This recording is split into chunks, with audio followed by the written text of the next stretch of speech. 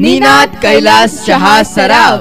शुद्ध सोना आणि चांदीचे अक्कलकोट व तालुक्यातील एकमेव दालन। आमच्या येथे हॉलमार्कचे दागिने तयार। दागिन्यांवर 1 वर्षाचा विमा मोफत। याचबरोबर दागिन्यांची शुद्धता तपासण्याची सोय आणि पगारधारकांसाठी मासिक हप्त्यावर दागिने खरेदी करण्याची सोय देखील उपलब्ध। सर्व नवनवीन दागिने आणि व्हरायटीजचे एकमेव विश्वसनीय खात्रीशीर दालन। निनाद कैलास चहा सराव। शुद्ध सोनं, पारदर्शी व्यवहार। आमचा पत्ता कापड बाजार, मेन रोड, अक्कलकोट। नमस्कार, मी आहे मारुती बावडे। आपण पाहताय विश्व न्यूज मराठी। रात्रीचे 8 वाजलेले।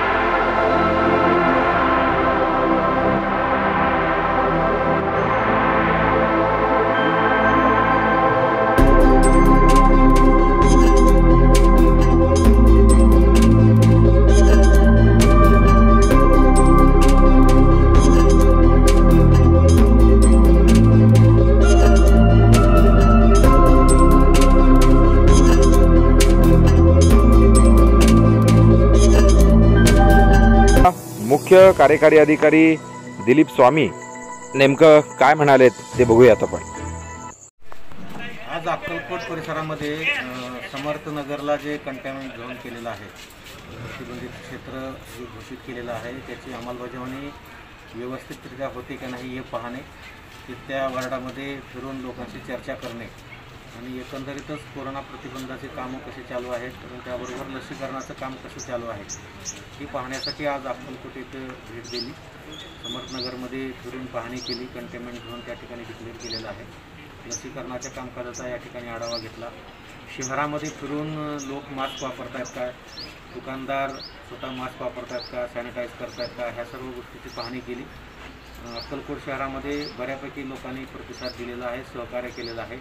मार्केट बऱ्यापैकी बंद आहे आणि जे जीवनावश्यक वस्तूची दुकानं चालू आहेत ते दुकानदार मास्क वापरतात। बाहेर जे काही थोडे बहुत नागरिक फिरत आहेत ते सुद्धा मास्क वापरल्याचं या ठिकाणी निदर्शनास आलेलं आहे। आणि जोपर्यंत लोक सहकार्य करणार नाहीत, लोक त्रिसूत्रीचं पालन करणार नाहीत, तोपर्यंत आपण कोरोनाला पूर्णपणे प्रतिबंध करू शकणार नाही आहे।